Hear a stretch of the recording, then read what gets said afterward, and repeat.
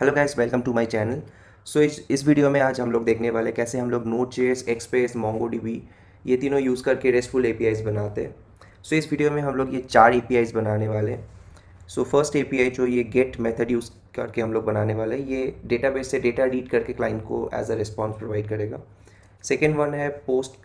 सो ये HTTP post method use करके हम लोग कुछ क्लाइंट कुछ न्यू आइटम्स को डेटाबेस में स्टोर कर सकते हैं। वैसे ही डिलीट मेथड को यूज़ करके हम लोग कुछ एग्जिस्टिंग डेटा को डिलीट कर सकते हैं, और पुट मेथड यूज़ करके हम लोग एग्जिस्टिंग जो डेटा है उसको अपडेट कर सकते हैं। सो ऐसे ऑपरेशंस को हम लोग बोलते हैं CRUD ऑपरेशन। सो CRUD का फुल फॉर्म होता है create, read, update and delete. So चलते कोड बेस पे। सो पहले हम लोग एक एक्सप्रेस का सर्वर बनाएंगे। सो उसके लिए हम लोगों को npm को इनिशियलाइज़ करना पड़ेगा। सो उसके लिए कमांड होगा npm init, और उसके साथ हम लोग लगाएंगे येस फ्लैग। सो इससे क्या होगा, जब भी हम लोग ये येस फ्लैग डालते हैं तो इसमें ये बाय डिफ़ॉल्ट सारे जो डेटा से वो ले लेता है, नहीं तो आपको एक्सप्लिसिटली इसको डेटा आपको यहाँ पे डालना होता है। सो जब भी आप ये कमांड रन करेंगे तो इससे एक package dot JSON file create होता है। सो जिसमें आपका एप्लीकेशन का कंप्लीट इन्फॉर्मेशन स्टोर होता है, जैसे कि हम लोग कोई थर्ड पार्टी कोई कुछ भी मॉड्यूल्स, एक्सटर्नल मॉड्यूल्स यूज़ करते हैं, सारे डिपेंडेंसीज आपको यहाँ पे मिल जाएगा।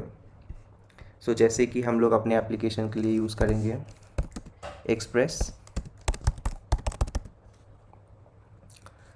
सो अभी इसको इंस्टॉल करते हैं। सो आप यहाँ पे देखेंगे कि एक डिपेंडेंसी बोल के एक ऑब्जेक्ट ऐड होता है, और जहाँ पे ये डिपेंडेंसी हम लोग यूज़ कर रहे हैं तो ये डिपेंडेंसी एरे में स्टोर हो गया। सो अभी हम लोग एक्सप्रेस का सर्वर बनाएंगे, उसके लिए एक फ़ाइल ऐड करना पड़ेगा server.js।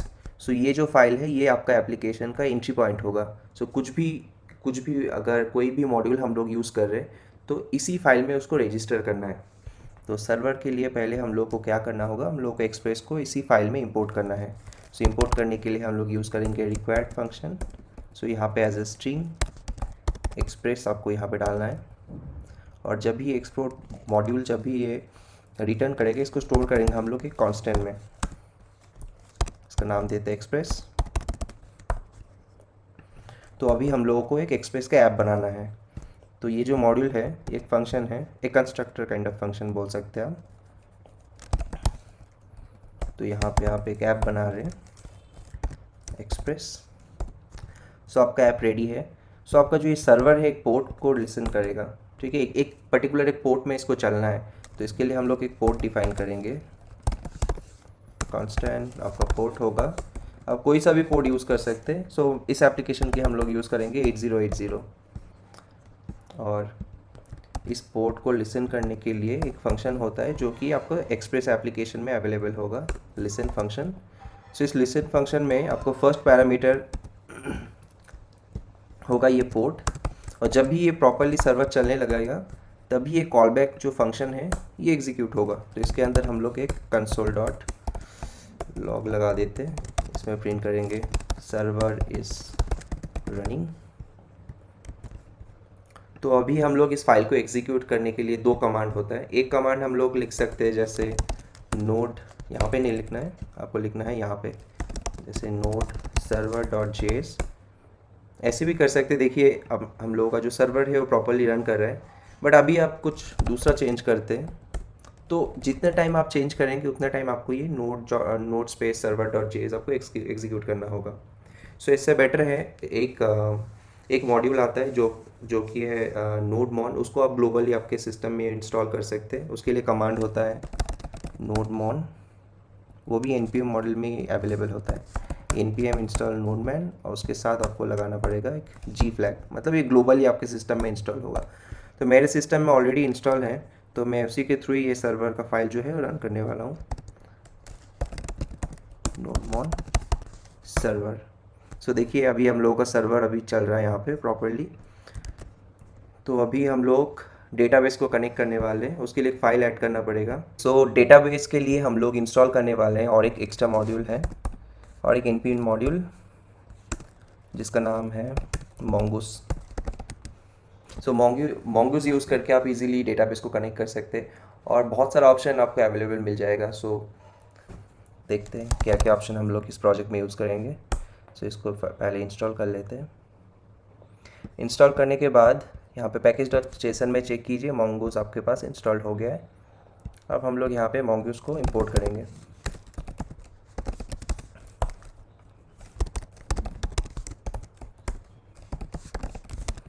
ओके, सो इंपोर्ट ये mongoose हो गया। तो अभी ऐड करते हैं एक फंक्शन, जो फंक्शन का नाम होगा db connect। सो ये db connect में पैरामीटर एक स्ट्रिंग पास करना पड़ेगा, db स्ट्रिंग। सो जब भी हम लोग इस फंक्शन को ये server.js फाइल से कॉल करेंगे तब एक MongoDB का एक लोकल स्ट्रिंग होता है, उसको पास करना पड़ेगा, तब भी जाके आपका डेटाबेस कनेक्ट होगा। तो पहले हम लोग इसको mongoose.connect ये वाला मेथड यूज़ करेंगे। इसके अंदर फर्स्ट पैरामीटर में एक ही पैरामीटर होता है, वैसे इसको पास करना पड़ेगा। तो जैसे कि आप यहाँ पे देख रहे हैं कि ये कनेक्ट मेथड जो है ये प्रॉमिस रिटर्न कर रहा है। तो हम लोग प्रॉमिस को, ये एसिंक्रोनस कोड है, इसको हैंडल करने के लिए हम लोग एसिंक अवेट यूज़ करेंगे। सो जैसे कि हम लोग यहाँ पे अवेट डाल रहे हैं, सो अवेट तब भी हम लोग यूज़ कर सकते हैं अगर वो फंक्शन जो है वो अगर एसिंक के साथ एनकैप्सुलेट हो। और इस प्रॉमिस को हैंडल करने के लिए हम लोग को ट्राई कैच ब्लॉक यूज़ करना पड़ेगा। सो ट्राई के अंदर लिखते हैं इसको, और उसके बाद जब भी ये डेटाबेस कनेक्ट होगा तो रिज़ल्ट शो करेगा। तो रिज़ल्ट को स्टोर करते हैं एक वेरिएबल पे।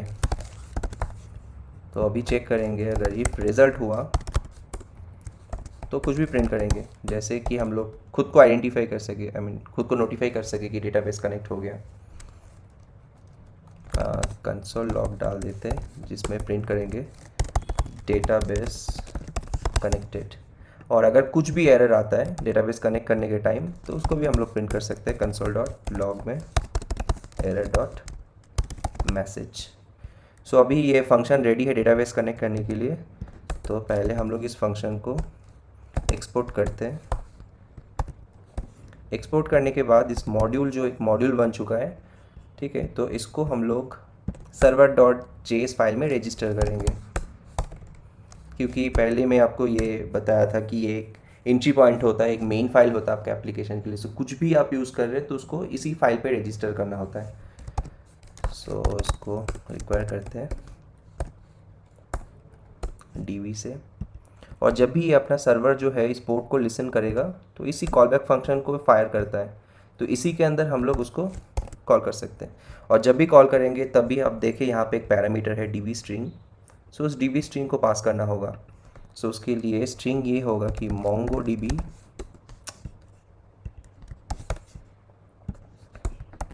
// तो लोकल होस्ट में हम लोग अपना MongoDB सर्वर है, और स्लैश और कुछ भी आप आपका डेटाबेस का नेम दे सकते हैं यहाँ पे। तो यहाँ पे देते हैं item db। सो अभी हम लोग इसको एग्जीक्यूट करेंगे तो देखिए यहाँ पे क्या होने वाला है, कुछ वार्निंग मैसेज शो होगा। सो ये सारे वार्निंग मैसेज आपको यहाँ पे पास करना है, क्योंकि ये डेप्रिकेट हो चुका है ये सारी चीज़। तो इसके लिए ये सारे यहाँ पे, और एक होगा यहाँ पे ये use undefined topology equals to true. So यहाँ पे मल्टीपल है तो कॉमा डाल के आप सेपरेट कर सकते हैं। सो अभी आप इसको देखिए, अभी अपना सर्वर प्रॉपर चल रहा है और यहाँ पे डेटाबेस कनेक्टेड, तो डेटाबेस भी कनेक्ट हो चुका है। तो अभी हम लोग क्या करने वाले हैं, नेक्स्ट हम लोग क्रिएट करेंगे जो आइटम हम लोग स्टोर करने वाले हैं उसके लिए स्कीमा ऐड करेंगे। क्योंकि कुछ भी डेटा हम लोग डेटाबेस में स्टोर कर रहे हैं वो एक प्रॉपर फॉर्मेट में स्टोर हो, वही तो हम लोगों को चाहिए। सो उसके लिए क्या बनाना पड़ेगा, mongoose का हेल्प से हम लोग स्कीमा बनाएंगे। सो पहले उसके लिए एक फ़ोल्डर ऐड कर लेते हैं, नाम देते हैं मॉडल्स, और उसी के अंदर एक फाइल item schema.js। ओके, सो स्कीमा बनाने के लिए पहले हम लोगों को इंपोर्ट करना होगा mongoose,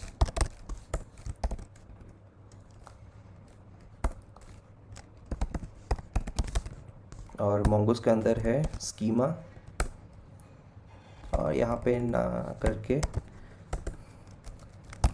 const item schema equals to new mongoose.schema, और एक कंस्ट्रक्टर है। सो इसके अंदर इस कंस्ट्रक्टर के पैरामीटर में हम लोग एक ऑब्जेक्ट डालने वाले हैं। सो उसी ऑब्जेक्ट के अंदर आपको डिफाइन करना होगा कि आप कौन सा फील्ड आपको चाहिए। सो लेट्स एक आइटम का नेम ले लेते हैं, बस हम लोग नेम ही लेते हैं। और इस नेम का टाइप क्या होगा, इस टाइप आपको डिफाइन करना पड़ेगा। यहाँ पे टाइप होगा स्ट्रिंग। ओके, सो एक मॉड्यूल बना लेते हैं। स्कीमा अपना रेडी है, बस ओनली हम लोग ये फॉर्मेट का डेटा पास करेंगे, ओनली नेम होगा अपना आइटम में। तो एक मॉडल बनाने के लिए वो भी आपको मोंगोस से बनाना पड़ेगा। मॉडल बोल के एक फंक्शन होता है जिसका फर्स्ट पैरामीटर में आपको मॉडल का नेम पास करना पड़ेगा, जैसे हम लोग पास कर दिया आइटम। और सेकेंड पैरामीटर में आपको स्कीमा का जो नेम है वो डालना पड़ेगा। और ये फंक्शन क्या रिटर्न करेगा, मॉडल। सो अपना मॉडल रेडी है, अभी इसको एक्सपोर्ट कर देते हैं इस फाइल से। Module dot exports. सो अपना सर्वर रेडी है, डेटाबेस भी कनेक्टेड है, स्कीमा भी रेडी है। तो नेक्स्ट हम लोग बनाने वाले हैं controllers function. So controllers function क्या क्या बनाने वाले हैं, एक रीड आइटम के लिए कंट्रोलर फंक्शन होगा, क्रिएट आइटम के लिए कंट्रोलर फंक्शन होगा, डिलीट आइटम के लिए कंट्रोलर फंक्शन होगा, एंड अपडेट के लिए भी कंट्रोलर फंक्शन होगा। तो कंट्रोलर्स के लिए पहले एक फोल्डर बना लेते हैं, कंट्रोलर्स, और इसके अंदर चारों फाइल ऐड करना है, getItem.js, addItem.js, deleteItem.js, और अपडेट के लिए अपडेट और editItem.js। सो चारों फाइल रेडी है और चारों कंट्रोलर फंक्शन हम लोगों को इसके अंदर ही डालना पड़ेगा। तो इसके लिए पहले स्टार्ट करते हैं ऐड आइटम से। सो आइटम ऐड करने के लिए हम लोग को यूज़ करना पड़ेगा एक मॉडल। पहले तो इस मॉडल को हम लोग इंपोर्ट कर लेते इसी फाइल में, const this और ये दो फाइल आउटसाइड है मॉडल। सो ये अपना मॉडल जो है ये हम लोग इंपोर्ट कर लिए। तो अभी हम लोग क्या करेंगे, फंक्शन ऐड करते हैं, ऐड आइटम नाम देते हैं। सो ये जब कंट्रोलर फंक्शन होगा तो ये यहाँ पे पैरामीटर में हम लोग को रिक्वेस्ट और रिस्पांस पास करना है यहाँ पे, क्योंकि इस कंट्रोलर फंक्शन को मैं आपको बताऊंगा जब हम लोग वो राउटर्स ऐड करेंगे। सो राउटर्स में ही हम लोग इस कंट्रोलर फंक्शन को वहाँ पे एज ए पैरामीटर पास करेंगे। तो ये एक्चुअली एक एज अ मिडिलवेयर काम करता है। सो मिडिलवेयर में दो पैरामीटर होता है, तीन पैरामीटर होता है एक्चुअली। सो लास्ट वाला होता है नेक्स्ट। सो नेक्स्ट तभी हम लोग यूज़ करते हैं कि मतलब एक मिडिलवेयर से दूसरा मिडिलवेयर में कुछ भी पास करना होगा तभी जाके हम लोग ये नेक्स्ट यूज़ है। हम लोग अपने केस में ये यूज़ नहीं करने वाले, तो फिर रिक्वेस्ट और रिस्पॉन्स ही काफ़ी है। तो ऐड करते हैं ट्राई कैच, क्योंकि हम लोग इसमें एसिंक्रोनस कोड यूज़ करने वाले हैं। सो पहले क्या करेंगे, पहले हम लोगों को ये चेक करना होगा कि जो भी नेम आइटम का हम लोग नेम प्रोवाइड कर रहे हैं, नेम से कुछ भी आइटम स्टोर कर रहे हैं डेटाबेस में, वो ऑलरेडी एग्जिस्ट है कि नहीं। अगर एग्जिस्ट है तो तभी हम लोग उसको वहाँ पे 400 रिक्वेस्ट या फिर कुछ बैड रिक्वेस्ट बोल के एक रिस्पॉन्स सेट कर देंगे क्लाइंट को कि ये यूज़र ये आइटम ऑलरेडी एग्जिस्ट करता है डेटाबेस में, हम लोग उसको स्टोर नहीं करेंगे। तो उसके लिए पहले चेक करना पड़ेगा, इसी मॉड्यूल को यूज़ करेंगे। ये अवेट यूज़ कर रहे हैं क्योंकि यहाँ पे जो MongoDB फंक्शन हम लोग यूज़ करने वाले find one, ये रिटर्न करता है एक प्रॉमिस, ये एसिंक्रोनस कोड है। तो इसको हैंडल करने के लिए अवेट यूज़ कर रहे हैं। तो इसमें क्या करेंगे हम लोग, इसके अंदर जो नेम होगा डेटाबेस में अगर स्टोर करें तो नेम से ही स्टोर होगा, क्योंकि स्कीमा में हम लोग इसका नेम ही डाले हैं, जो क्या बोलते हैं उसको फील्ड है। तो उसी में चेक करेंगे। तो ऐड के लिए जो भी रिक्वेस्ट बॉडी में जो नेम होगा, क्योंकि जब भी हम लोग कुछ प्रोडक्ट ऐड करेंगे तो उस रिक्वेस्ट बॉडी में हम लोग कुछ तो वैल्यू पास करेंगे ना। तो अपने केस में हम लोग ये नेम को पास कर रहे हैं, उसी नेम को हम लोग चेक करेंगे अगर डेटाबेस में अवेलेबल है। तो जब भी फाइंड वन होगा तो कुछ भी फाइंड हो गया तो वो सेम एलिमेंट को सेम डेटा को रिटर्न करेगा। तो उसको स्टोर करते हैं रिजल्ट और एग्जिस्टिंग आइटम में स्टोर करेंगे इस वेरिएबल में। तो तभी चेक करेंगे इफ़ अगर हम लोग के पास कुछ भी एग्जिस्टिंग आइटम हो तब क्या करेंगे यहाँ पे, तब सेंड करेंगे,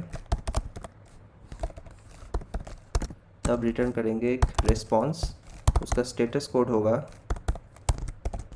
400 और क्या मैसेज सेंड करेंगे इसमें, एक ऑब्जेक्ट। सो ऐसे ही हम लोग रिस्पॉन्स सेंड करते हैं। रिस्पॉन्स जो स्टेटस कोड होगा उसको यहाँ पे डालना है, उसके बाद डॉट सेंड। सो सेंड के अंदर आप कुछ भी नॉर्मल स्ट्रिंग भी डाल सकते हैं, बूलियन भी डाल सकते हैं। तो मैं ऑब्जेक्ट सेंड करना चाहता हूँ क्लाइंट को, तो उसमें एक प्रॉपर्टी होगा रिजल्ट और उसमें मैसेज होगा आइटम ऑलरेडी एग्जिस्ट। ठीक है, अगर आइटम एग्जिस्ट ना करता है डेटाबेस में तो इस केस में हम लोग न्यू जो आइटम है उसको क्रिएट करेंगे और उसको डेटाबेस में स्टोर कर देंगे। सो न्यू आइटम क्रिएट करने के लिए एक वेरिएबल बनाना पड़ेगा, new item equals to new. ये मॉडल को हम लोग यूज़ करेंगे और एज अ पैरामीटर यहाँ पे नेम। सो इसी नेम को स्टोर करना है, तो किसको, ये रिक्वेस्ट बॉडी में जो नेम आ रहा है उसी को ही हम लोग यहाँ पे डाल देते हैं। सो अपना न्यू आइटम का स्ट्रक्चर रेडी है, उसको अभी डेटाबेस में स्टोर करना है। So new item dot save. So ये जो सेव फंक्शन है ये मोंगोस के थ्रू हम लोग यूज़ कर पाते हैं, क्योंकि मोंगोस प्रोवाइड करते हैं सेव को। और ये सेव जो है ये भी एक एसिंक्रोनस कोड है, ये रिटर्न करता है प्रॉमिस। तो इसको हैंडल करने के लिए हम लोग अवेट यूज़ करेंगे, और जब भी ये सेव करता है तो जो सेव डेटा है उसी को रिटर्न करता है। सो उसको स्टोर करते हैं रिजल्ट में, वही वाला न्यू जो आइटम्स सेव हुआ है डेटाबेस में उसी को रिटर्न किए। अब चेक करेंगे इफ़ अगर अपने पास ये रिज़ल्ट अवेलेबल है तो हम लोग क्या करेंगे, इसको रिटर्न करेंगे, रिटर्न रिस्पॉन्स डॉट सेंड। सो डेटा प्रॉपरली सेट हो गया तो स्टेटस कोड होगा 200 बिकॉज इट्स अ सक्सेसफुल। और सॉरी यहाँ पे स्टेटस होगा,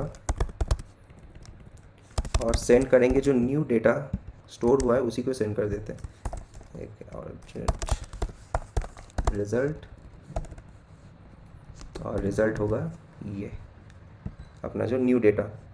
और अगर कुछ भी गड़बड़ी हो रहा है, मतलब क्लाइंट ने सही से रिक्वेस्ट सेंड नहीं किया है, तो रिस्पॉन्स उसको 400 बैड रिक्वेस्ट मिलेगा।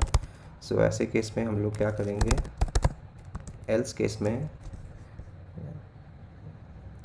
रिस्पॉन्स डॉट स्टेटस होगा 400 और सेंड क्या करेंगे, बैड रिक्वेस्ट, स्ट्रिंग पास कर देते हैं बैड रिक्वेस्ट। और सर्वर साइड पे कुछ भी गड़बड़ी हो रहा है, जैसे अगर हम लोग स्कीमा में इसको अगर रिक्वायर्ड डाल देते हैं और क्लाइंट अगर इसी एपीआई को कॉल करने के टाइम पे इस फील्ड को ना पास करे, तो वैसे टाइम पे हम लोगों को जो एरर आएगा वो होगा कैच में, हम लोग उसको हैंडल कर सकते हैं। तो अभी के लिए हम लोग यहाँ पे 500 सेंड करेंगे और रिज़ल्ट में बैड रिक्वेस्ट की जगह ये एरर डॉट मैसेज को सेंड करते हैं। तो अभी ये जो पोस्ट आइटम वाला कंट्रोलर है ये रेडी है। सो इसको, इस फंक्शन को एक्सपोर्ट कर लेते हैं इस मॉड्यूल से।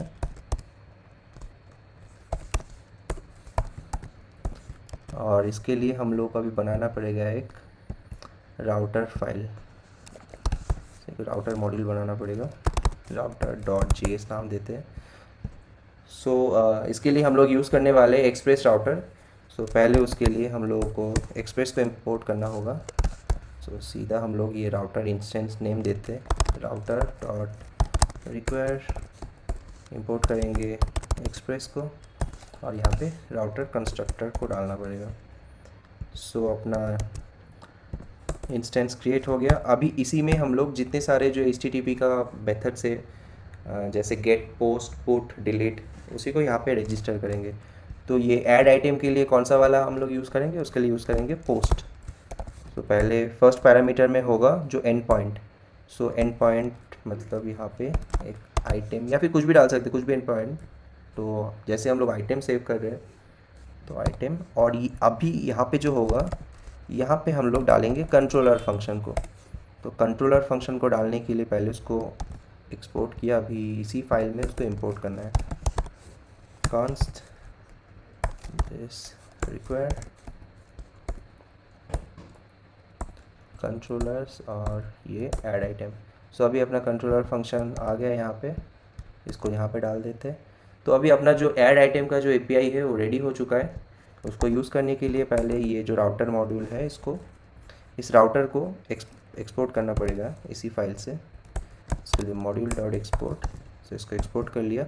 अभी ये जो राउटर है इसको फिर से सर्वर डॉट जेएस फाइल में रजिस्टर करना पड़ेगा, क्योंकि सर्वर डॉट जेएस फाइल जो है वो एप्लीकेशन का मेन फाइल है। राउटर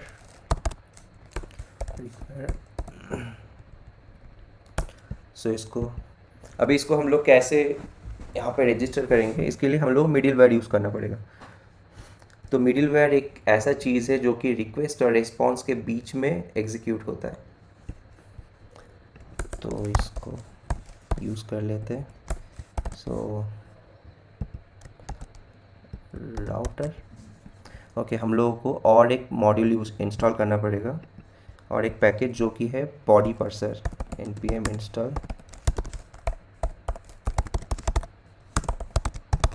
सो ये वाला जो पैकेज है इसको हम लोग तब भी यूज़ करते हैं क्योंकि जब भी हम लोग कुछ भी रिक्वेस्ट सेंड कर रहे हैं सर्वर को, तो तब क्या होता है कि आपको कुछ भी सपोज़ ये डेटा जो आइटम जो है आपको स्टोर करना है डेटाबेस में, तो आपको कुछ डेटा सेंड करना पड़ेगा रिक्वेस्ट के थ्रू।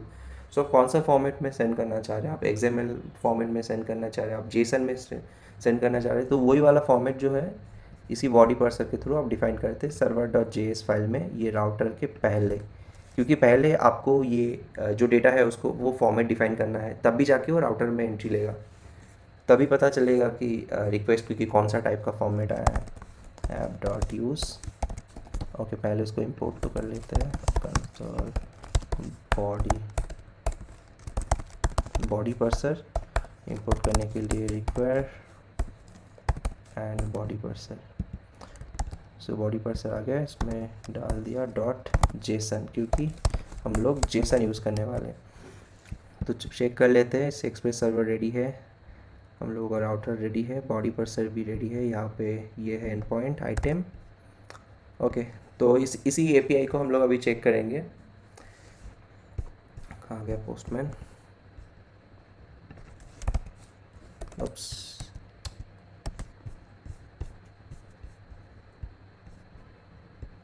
ओके इस पोस्टमैन में ऑलरेडी है आइटम ओके। यहाँ पे आइटम ऐड करते हैं और इस बॉडी में जैसे आप देख रहे हैं कि यहाँ पे मैं एक जेसन फॉर्मेट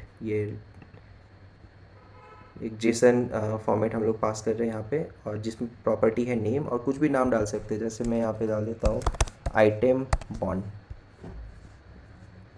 तो आइटम 1 को सेंड किया। तो आप देख रहे हैं कि यहाँ पे जो स्टेटस है वो 200 है, अपना जो डेटा है ऑलरेडी डेटाबेस में स्टोर हो चुका है। तो हम लोग और एक फंक्शनैलिटी डाले थे कि अगर सेम नाम का डेटा ऑलरेडी डेटाबेस में स्टोर है तो उस टाइम पे ये स्टोर नहीं होना चाहिए, एक एरर मैसेज सेंड करना चाहिए कि the item is already exist in the database. तो अभी ये ऑलरेडी सेम स्टोर्ड है, सेंड करते। तो आप यहाँ पे देख रहे हैं कि रिक्वेस्ट स्टेटस कोड है 400 और रिज़ल्ट आया आइटम ऑलरेडी एग्जिस्ट। फिर से जितना बार करेंगे उतना बार ये ऐसा ही आएगा। तो उसके लिए आपको नेम चेंज करना पड़ेगा आइटम 2, और ये देखिए आइटम 2 स्टोर हो गया। तो अपना जो ऐड आइटम का एपीआई है वो रेडी है। सो हम लोग दूसरा अभी कंट्रोलर फंक्शन डालेंगे इसमें, जो कि होगा गेट आइटम्स। गेट आइटम्स के लिए पहले सेम चीज़ आपको इंपोर्ट करना पड़ेगा मॉड्यूल को,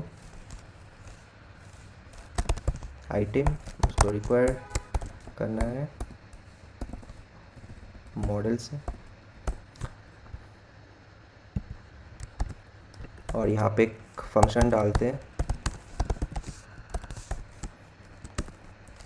gate item, same request and response try catch block.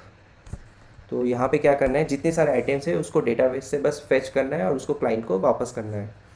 तो उसके लिए हम लोगों को ये मॉडल यूज़ करना पड़ेगा, मॉडल डॉट, और ये फाइंड मेथड जो है इसको यूज़ करेंगे। ये फाइंड मेथड होता है जितने सारे डेटा आपका स्टोर है कंप्लीट एरे को वो वापस रिटर्न करता है।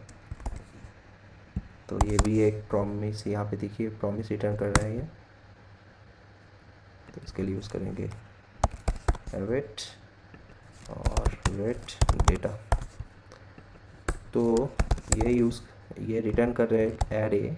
तो इसके हम चेक करेंगे अगर डेटा है अपने पास और वो डेटा एरे का अगर लेंथ जो है वो ग्रेटर देन 0 होता है, तभी जाके हम लोग क्या रिस्पॉन्स सेंड करेंगे, रिस्पॉन्स डॉट स्टेटस होगा 200 और क्या सेंड करेंगे, सेंड होगा रिज़ल्ट और उसमें रिज़ल्ट में सेंड करेंगे जो कंप्लीट डेटा है।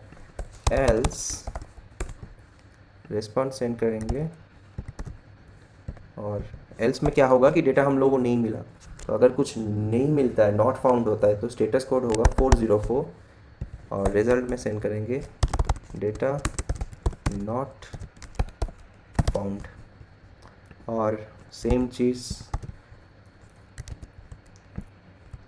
500 के अगर कैच में होगा 500 और कुछ भी एरर आता है तो एरर डॉट मैसेज। तो ये जो गेट आइटम का कंट्रोलर फंक्शन है ये रेडी है। तो इसको यूज़ करने के लिए पहले इसको एक्सपोर्ट करना पड़ेगा और इसको इंपोर्ट करना पड़ेगा राउटर फाइल में। इंपोर्ट कर लेते हैं, रिक्वायर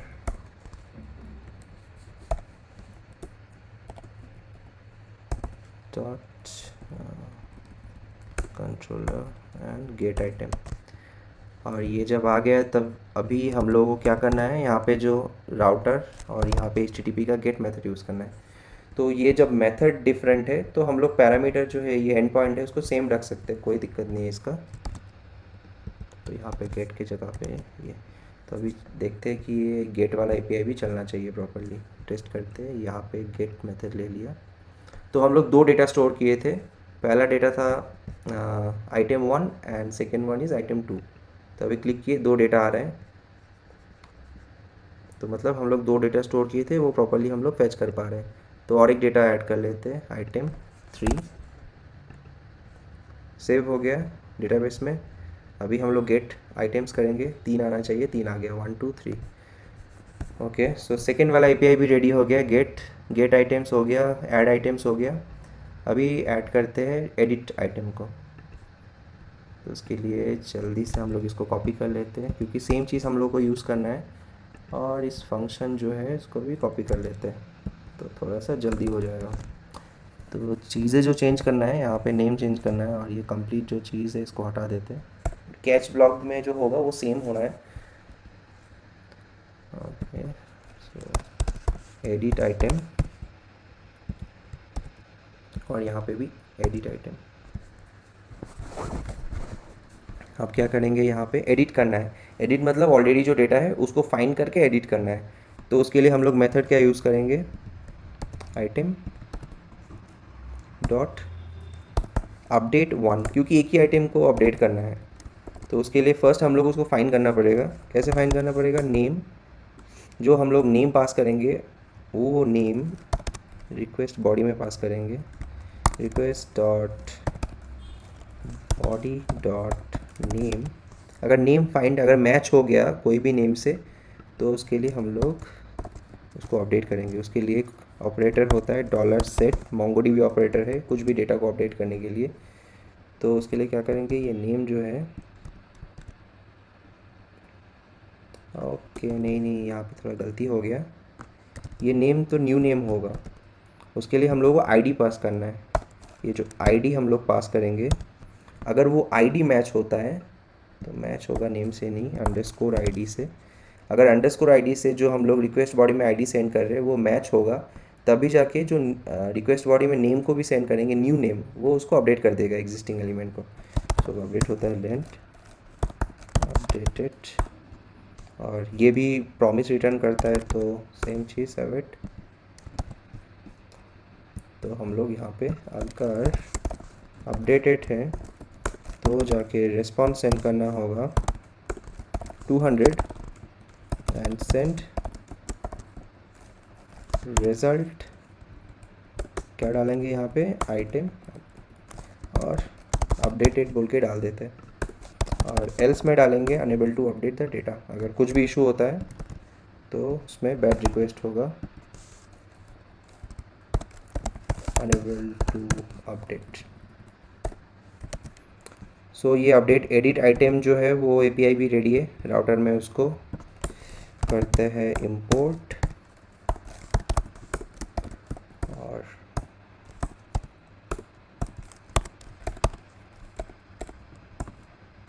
ओके एडिट आइटम और एपीआई का एंड पॉइंट ऐड कर देते हैं। और मेथड हम लोग यूज़ करने वाले हैं put method, because put method तभी यूज़ करते हैं जब भी कोई डेटा को अपडेट करना होता है।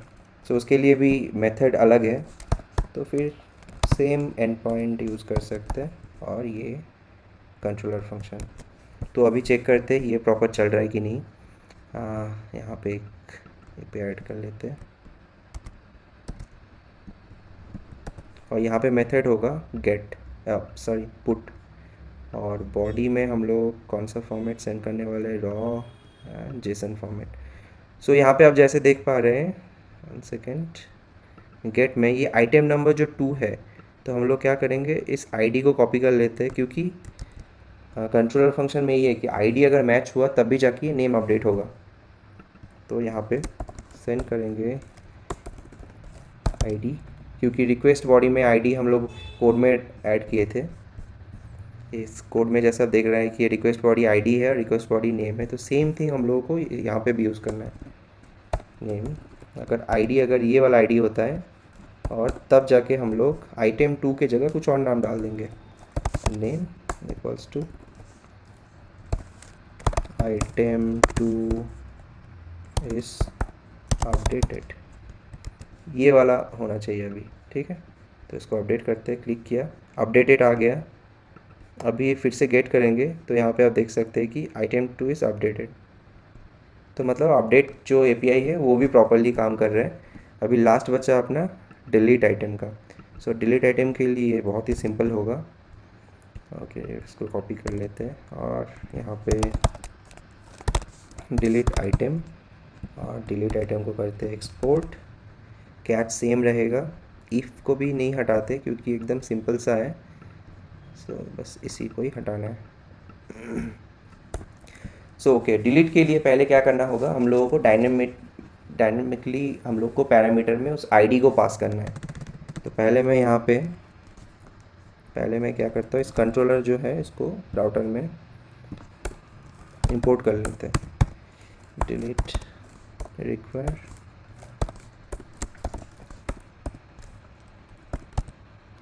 Controllers and delete item.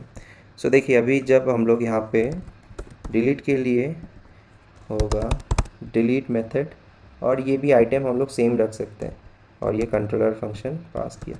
तो डिलीट के लिए हम लोग जब भी एक पर्टिकुलर आइटम को डिलीट करेंगे तो आइदर उसका नेम चाहिए या फिर उसका जो आईडी है वो प्रॉपर्ली चाहिए होता है। तो उस आईडी को हम लोग कैसे लेंगे, यहाँ पे एक डायनेमिकली पैरामीटर ऐड करेंगे जिसका नेम होगा आईडी। सो इसको इसी आईडी को एक्सेस करना है इसी कंट्रोलर फंक्शन पे। तो उसको कैसे एक्सेस करेंगे, उसको एक्सेस कर सकते हैं ये जो रिक्वेस्ट ऑब्जेक्ट है इसी के थ्रू। तो यहाँ पे एक आईडी बोल के वेरिएबल ले लेता हूँ और इस रिक्वेस्ट ऑब्जेक्ट को यूज़ करेंगे। इस रिक्वेस्ट के ऑब्जेक्ट के अंदर एक पैरम्स बोल के एक ऑब्जेक्ट होता है,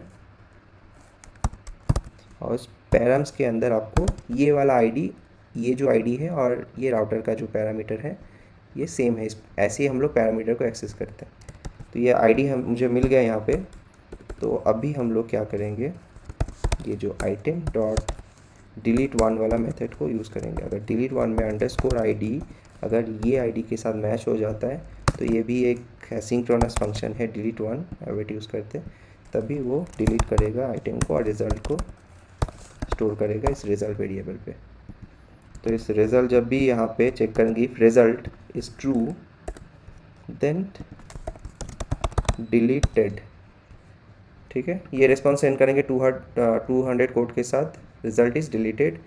एल्स क्या होगा, वो डेटा मिला ही नहीं, रिक्वेस्ट से जो आईडी आया है वो मैच नहीं किया, डेटाबेस में कोई एलिमेंट नहीं है। तो उस टाइम पे हम लोग 400 मतलब data not found, item not found बोल के मैसेज डालेंगे। ठीक है, तो जब भी हम लोग इसको हिट कर रहे हैं इसी एंड पॉइंट को with some dynamic this ID, उस आईडी को हम लोग एक्सेस कर पा रहे हैं पैराम्स के थ्रू। उसी आईडी को हम लोग इस डिलीट वन मेथड के अंदर चेक करें कि अगर आईडी, अगर अंडरस्कोर आईडी जो डेटाबेस में आईडी है वो सेम हुआ तो तभी जाके डिलीट करेगा। तो इसको पोस्टमैन में चेक करते हैं एक बार, इसको कॉपी कर लेते हैं और ये मेथड होगा डिलीट। देखिए अगर डिलीट है, यहाँ पे मैं कुछ भी डाल देता हूँ, कुछ भी डालूँगा तो देखिए 400 रिक्वेस्ट आना चाहिए। अब क्या करेंगे, प्रॉपर वाला ऑब्जेक्ट आईडी डालते हैं। तो जैसे हम लोग को डिलीट करना है यही सेकंड वाला, सेकंड को ही डिलीट करते हैं। तो यहाँ पे अगर आप नेक्स्ट वाला डालते हैं तो यहाँ पे देखिए डिलीटेड। अभी जाके मैं फिर से ये गेट एपीआई इसको गेट आइटम्स करूँगा, देखिए एलिमेंट गायब हो गया। तो अभी हम लोगों का 4 एपीआईज रेडी है, अपना जो CRUD फंक्शनैलिटी है वो भी रेडी है। सो अगर आपको ये वीडियो अगर यूज़फुल लगा तो आप प्लीज़ इस चैनल को सब्सक्राइब कीजिए, और अगर ये कोड बेस आपको चाहिए तो मैं डिस्क्रिप्शन पे इसका गिट का जो लिंक है वो प्रोवाइड कर दूँगा। और आपको कुछ भी डाउट है तो आप कमेंट सेक्शन पे कमेंट कर सकते हैं।